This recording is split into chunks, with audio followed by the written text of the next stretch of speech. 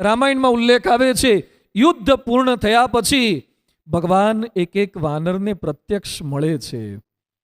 હનુમાનજીએ જે કંઈ સારા કામ કર્યા છે એ હનુમાનજીને નવાજે છે, એના કામ યાદ કરે છે. અને ખિસકોલીએ સારા કામ કર્યા એટલે ખિસકોલી ઉપર હસ્ત પસારે છે. અને એક લોકવાયકા કે દંતકથા કહો તો દંતકથા, પણ આપણી ખિસકોલી ઉપર જે 3 પટ્ટા જોવા મળે છે એ રામ ભગવાને પસારેલા હસ્તના છે. કદાચ કોઈક એને લોકવાયકા ગણતા હશે, પણ અમે એટલી સાચી એટલે માનીએ છીએ. અમેરિકામાં તમે બહુ ફરશો, આના કરતાં મોટા મોટા ખિસકોલા મળશે, પણ ક્યાંય આવા 3 પટ્ટા નહીં મળે, કારણ કે આપણી ખિસકોલીઓ કામમાં આવેલી છે. મારી વાત એ છે કે જેણે જેણે કંઈક સારું કામ કર્યું છે એને થોડુંક યાદ કરીએ, સુખમાં યાદ કરીએ. જ્યારે આપણે સુખ મળે ત્યારે પણ થોડાક યાદ કરવા. રામાયણમાં એ પણ પ્રસંગ આવે છે કે રામ ભગવાનને જ્યારે રાજગાદી આપવાની થઈ, વશિષ્ઠ ઋષિ એમને કહે છે કે આવતીકાલે તમારો રાજ્યાભિષેક કરવાનો છે. અને એ સમયે રામ ખૂબ વ્યથિત થઈ ગયા અને રામે એક સરસ પંક્તિ બોલે છે, વિમલ બંશય અનુચિત એકુ બંધુ બિહાહી બળેહુ અભિષેકુ.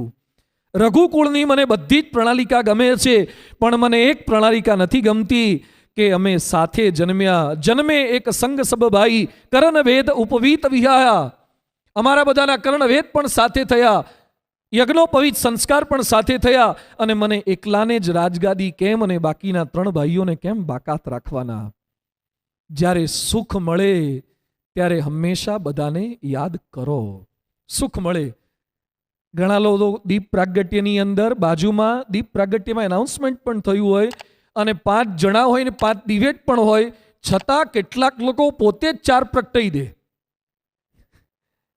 દિવેટ પણ એના ઘરની ન હોય, મીણબત્તી પણ એની ન હોય.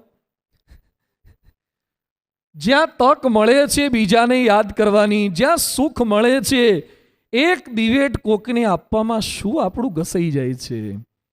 બીજાને તક આપો. સંબંધો એનાથી વધારે સારા બને છે. દુઃખની અંદર યાદ કરો, કોઈકને દુઃખ પડ્યું છે એની અંદર એને યાદ કરો. એક સાંત્વના શબ્દો, એક આશ્વાસનના શબ્દો માણસ સાથેના સંબંધો કયા હદ સુધી સુધારી શકે છે.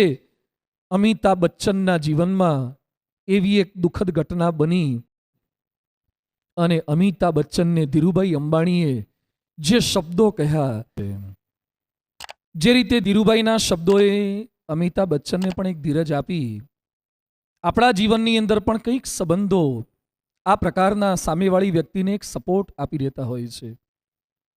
અમિતાભ બચ્ચનને આવી એક પ્રેરણા મળી. એ પ્રેરણા ક્યાં સુધી જાય છે?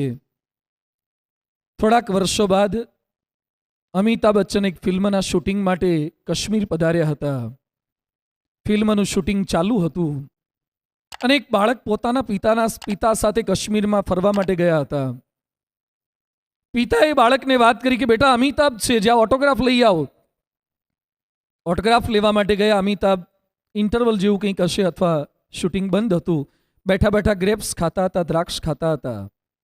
બાળકે બુક આપી, અમિતાભે બુક લીધી અને દ્રાક્ષ 1-2 દ્રાક્ષ નીચે પડી ગઈ. બાળક નાનો હતો એટલે હવે એને ઓટોગ્રાફમાં રસ નહોતો, દ્રાક્ષમાં રસ હતો.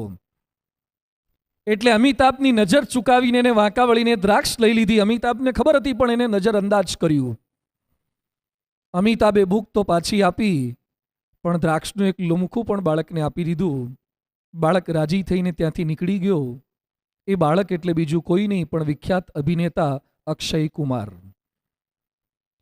અમિતાભને કોઈકે કરેલી મદદ એ બીજા સુધી આ રીતે મદદ માટે ટ્રાન્સફર થાય છે. અને અક્ષય કુમાર એકવાર ફિલ્મના શૂટિંગમાં હતા. અનેક બાળક કે યુવાન ત્યાં વચ્ચે આવતો હતો અને એના કમાન્ડોને દૂર ધકેલતા હતા. અક્ષય કુમારે એ વાત યાદ રાખી અને પેલા યુવાનને નજીક બોલાવે છે. એ યુવાન એટલે બીજું કોઈ નહીં પણ આજનો વિખ્યાત અભિનેતા રણવીર કપૂર.